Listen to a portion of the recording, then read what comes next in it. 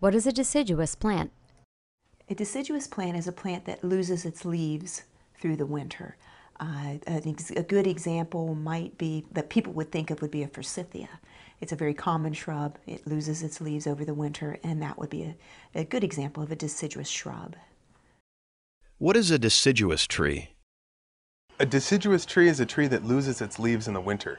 It provides a lot of benefits because in the summer, when it's hot, when you need shade, the leaves are on the tree and provide that shade.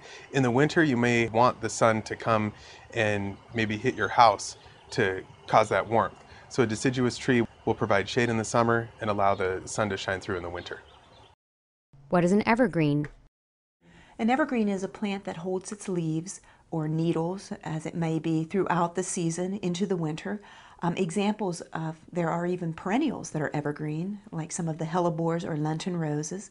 Rhododendrons are broadleaf evergreens, and then we have many conifers like the pines and the spruce, which are evergreens.